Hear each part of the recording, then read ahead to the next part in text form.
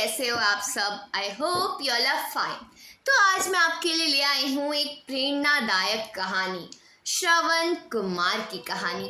ये कहानी तो बहुत ही प्यारी है और बहुत ही सुंदर है, लेकिन उससे पहले वीडियो को लाइक कर दो और चैनल को सब्सक्राइब कर दो। यह कहानी त्रेता युग की है। उस समय श्रवण कुमार नाम का एक बालक था। उसके माता पिता अंधे थे और उन्होंने श्रवण को कई मुसीबतों का सामना करते हुए पाला था। श्रवण कुमार बचपन से ही अपने माता पिता का बहुत आदर करता था। जैसे जैसे श्रवण बड़ा होता गया, उसने घर की जिम्मेदारी अपने कंधों पर ले ली। वह रोजाना सुबह उठकर सबसे पहले अपने माता पिता को स्नान कराने के लिए तालाब से पानी भर कर लाता था। इसके बाद वह तुरंत जंगल की ओर लकड़ियां बीनने जाता। फिर लकड़ियां लाने के बाद श्रवण कुमार चूल्हा जलाकर माता पिता के लिए खाना बनाता था। श्रवण को इतनी मेहनत करते देख उसकी माँ हमेशा उसे टोकती थी। वह कहती थी, श्रवण बेटा, तुम इतना सारा काम अकेले क्यों करते हो? खाना तुम मुझे बनाने दिया करो, मैं आसानी से बना लूंगी। इसके बदले तुम थोड़ा आराम कर लिया करो। माँ की इन बातों को सुनकर श्रवण कुमार कहता, नहीं माँ, मैं ये सारा काम आप लोगों के लिए ही तो कर रहा हूँ। भला अपने माँ बाप के लिए किए गए कामों में कैसी थकान, उल्टा मुझे तो खुशी मिलती है। श्रवण की इन बातों को सुनकर उसकी माँ भावुक हो गई। वो रोज भगवान से प्रार्थना करती थी, हे प्रभु, इतना ध्यान रखने वाला श्रवण जैसा बेटा हर माता पिता के घर पैदा हो। श्रवण के माँ बाप नियमित रूप से भगवान की आराधना करते थे। वहाँ उनके लिए फूल और पूजा की अन्य सामग्री लाता, फिर खुद भी बिना देर कर माता पिता के साथ पूजा में शामिल हो जाता। श्रवण कुमार धीरे धीरे बड़ा हुआ और जल्दी से घर के कार्यों को खत्म करके बाहर काम पर निकल जाता था। एक दिन श्रवण अपने माता पिता के साथ बैठा था। तभी उन्होंने श्रवण से कहा, बेटा, तुमने हमारी हर ख्वाहिश पूरी की है। अब हमारी केवल एक ही इच्छा है जिसे हम पूरी करना चाहते हैं। यह सुन श्रवण ने उनसे पूछा, ऐसी कौन सी इच्छा बाकी है जिसे आप पूरा करना चाहते हैं? आप केवल आदेश दें, मैं आपकी हर ख्वाहिश को पूरा करूंगा। इस पर श्रवण के लिए पिता ने कहा, बेटा, अब हम बूढ़े हो चुके हैं और हम चाहते हैं कि मरने से पहले तीर्थ यात्रा के लिए जाएं। भगवान के शरण में जाकर हमें सुकून की प्राप्ति होगी। अपने माँ बाप की बात सुनकर श्रवण कुमार सोचने लग गया कि वह उनको इस इच्छा को कैसे पूरा करेगा। उस समय बस और ट्रेन की सुविधा नहीं थी, साथ ही उसके माता पिता देख भी नहीं सकते थे। ऐसे में उन्हें तीर्थ यात्रा कराना भला कैसे संभल हो पाता। तभी श्रवण कुमार को एक तरकीब सूझी। वह तुरंत बाहर गया और वहां से 2 बड़ी टोकरी लेकर आया। उसने उन दोनों टोकरियों को एक मजबूत डंडे से मोटी रस्सी के सहारे लटकाकर एक तराजू सा बना लिया। फिर श्रवण कुमार ने उस तराजू में अपने माँ बाप को बारी बारी से गोद में उठाकर बैठा दिया। उसके बाद तराजू को अपने कंधे पर लेकर उन्हें तीर्थ यात्रा पर लेकर निकल पड़ा।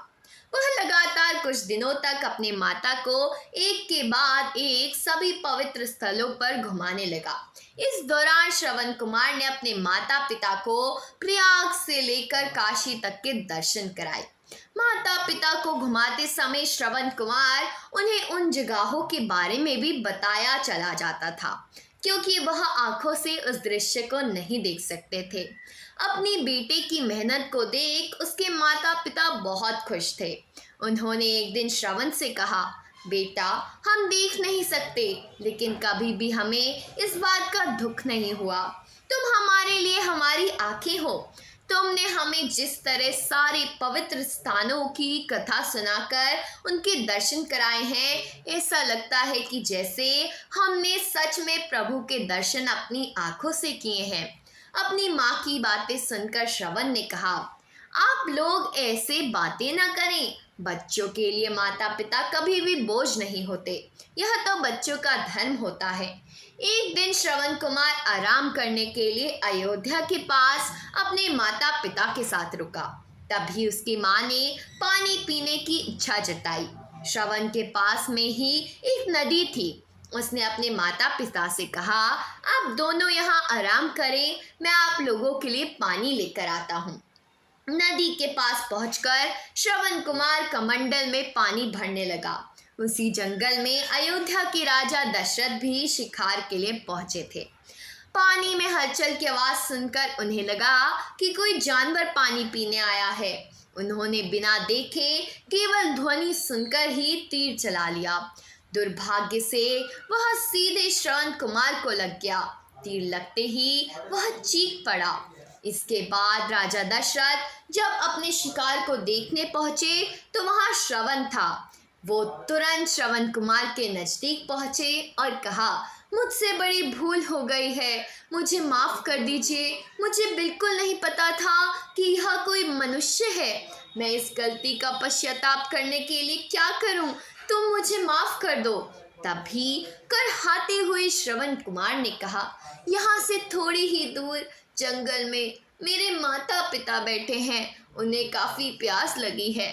आप उन तक यह पानी पहुंचा दीजिए और मेरे बारे में उन्हें कुछ भी ना बताएं। इतना कहते कहते श्रवण कुमार की सांसें रुक गई और वह मृत्युलोक को प्राप्त हो गया। श्रवण कुमार की मौत से राजा दशरथ सुन्न पड़ गए। किसी तरह वो श्रवण कुमार के बताए अनुसार जल लेकर उसके माता पिता के पास गए।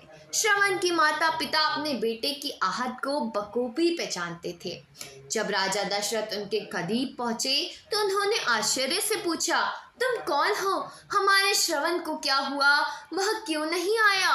राजा दशरथ उनके सवालों का जवाब नहीं दे पाए। उन्होंने चुपचाप पानी तरफ बढ़ा दिया। इस पर श्रवण की माँ ने चिंतित स्वर में जोर से कहा, तुम कौन हो और मेरा बेटा क्या है, कहाँ है, ये बताते क्यों नहीं? श्रवण की माँ की चिंता देखकर राजा दशरथ ने कहा, माँ मुझे माफ़ कर दीजिए। शिकार करने के लिए मैंने जो तीर चलाया था वो सीधा आपके बेटे श्रवण को ला जगा।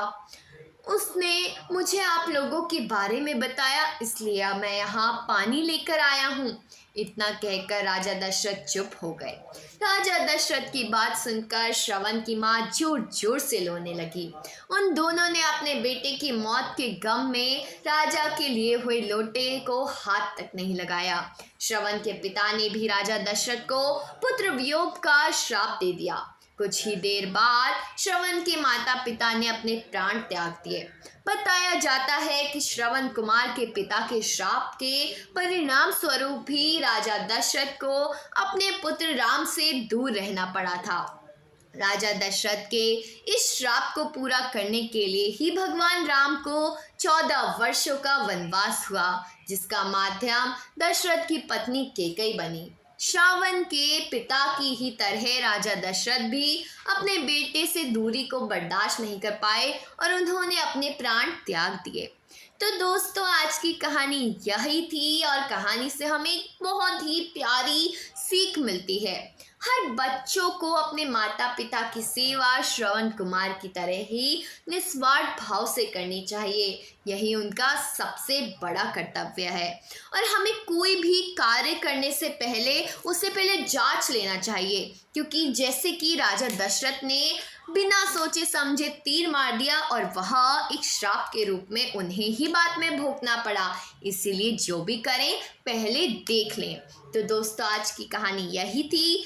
अगर पसंद आई हो तो वीडियो को लाइक करना, चैनल को सब्सक्राइब करना, कमेंट में बताना कि आपको क्या लगता है कि इस कहानी से और कोई मोरल भी मिल सकता है या नहीं। तो दोस्तों मिलते हैं अगली वीडियो में। अभी के लिए बाय बाय।